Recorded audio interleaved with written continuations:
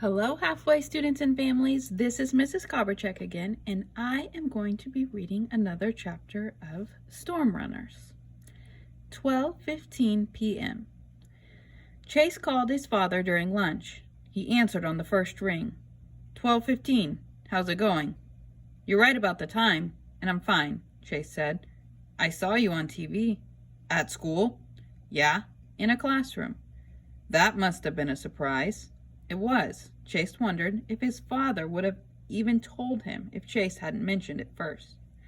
Cindy Stewart seems cool. She is. It doesn't sound like she thinks Emily is going to hit down there. She might be right. And if she is, we may have to work the shack and shop closer to Emily's track. Tomas and I will stay here tonight. But if Emily misses us, we'll be heading up your way first thing in the morning to get you and pick up the rigs. Great, Chase thought. A new record.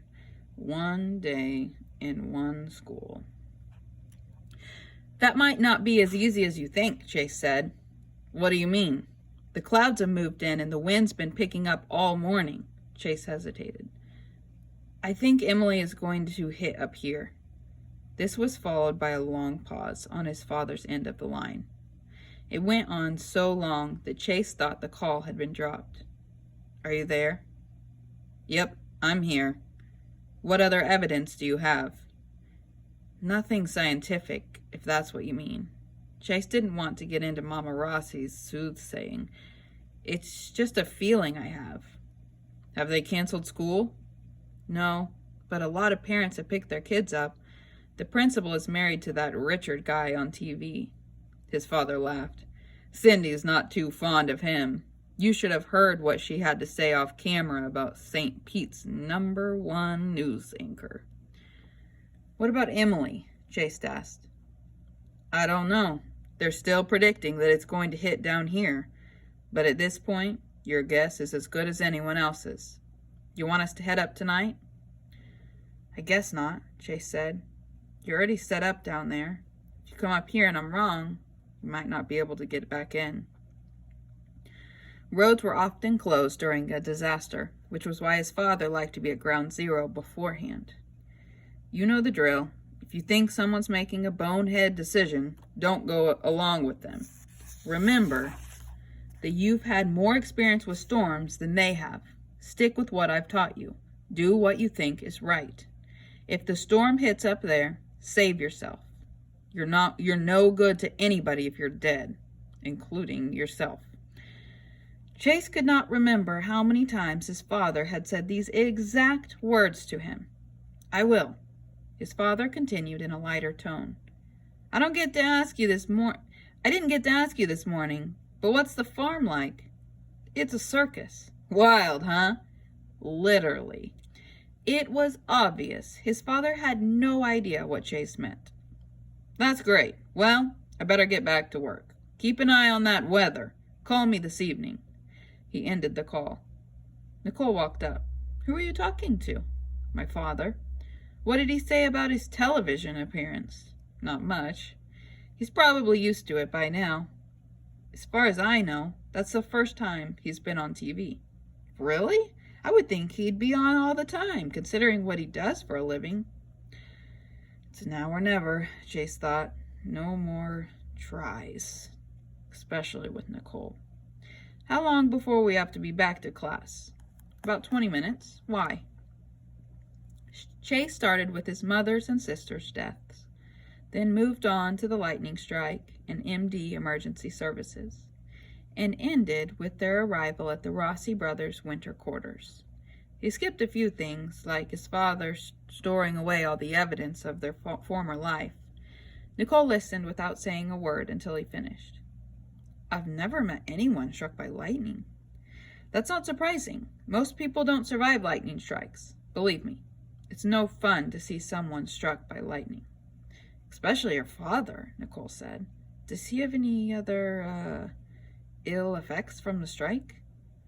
You mean besides selling everything we own, becoming a nomad, and charging desperate people a ton of cash to help them? Nicole grinned. Yes, besides that. When he got out of the hospital, he got his ear pierced. Nicole laughed.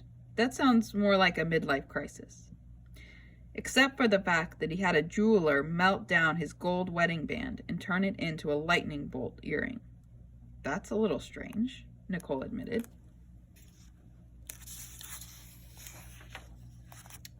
3:33 p.m.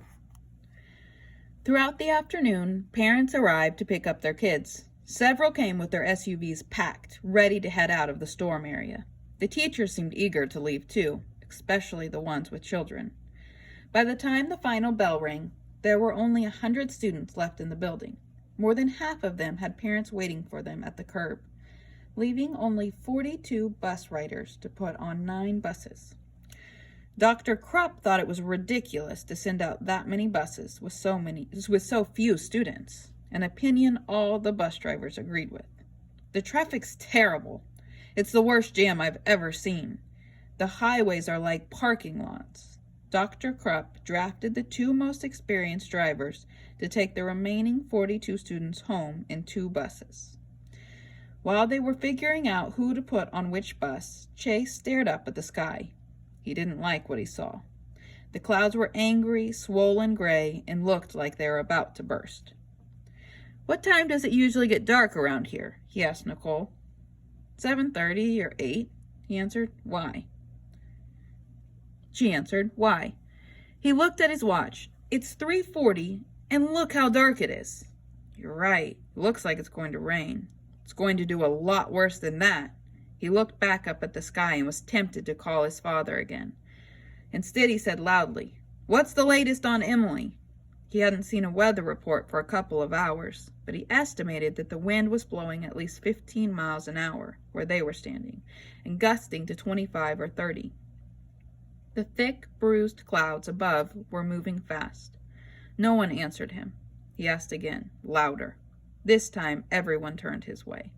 Dr. Krupp looked annoyed.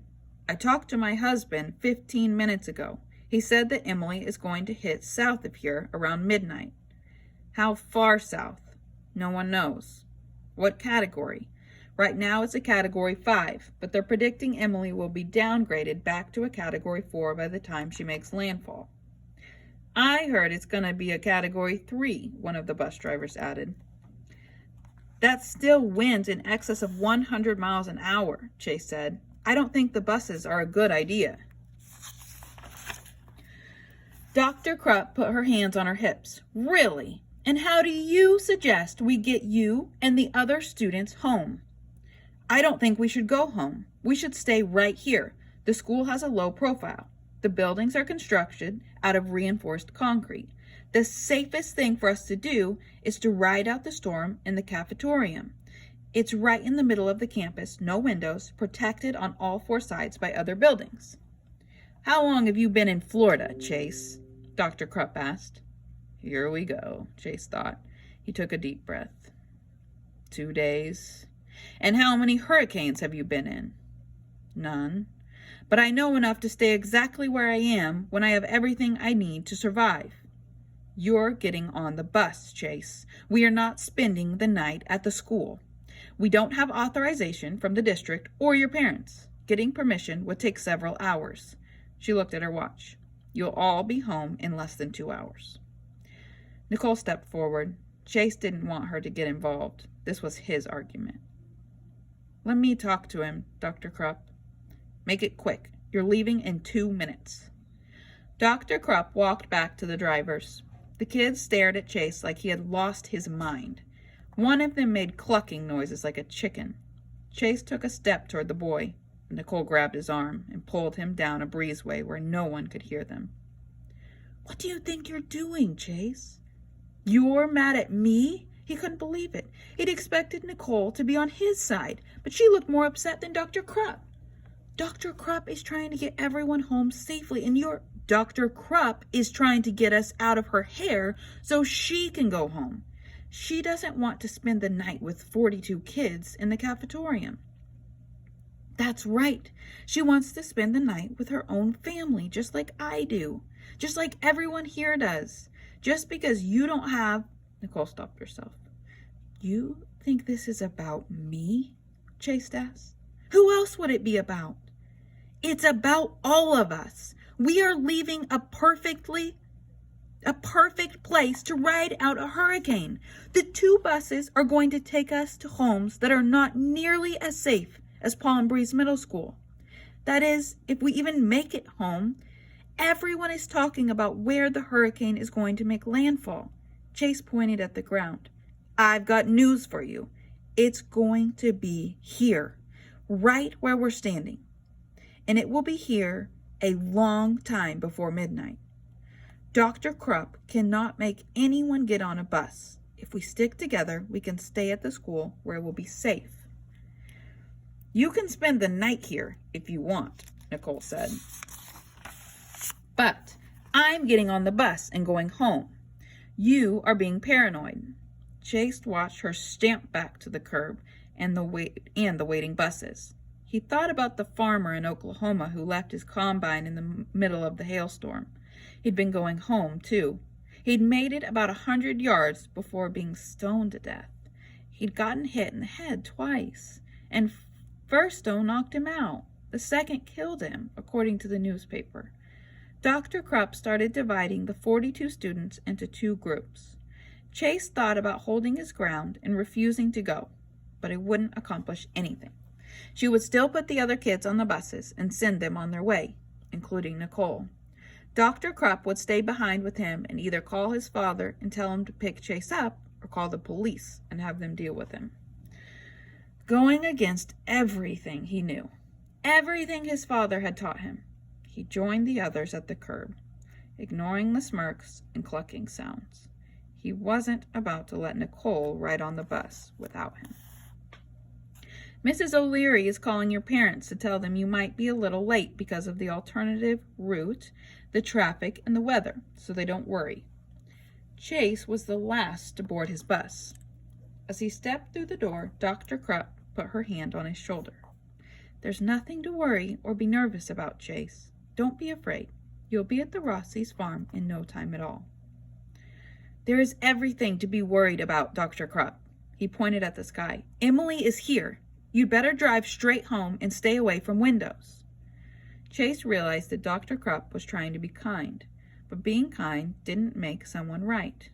He was not afraid to ride on a bus, but there wasn't time to explain to her what his father called the gut barometer, or TGB. Everyone has one, his father had told him. It works just like a real barometer.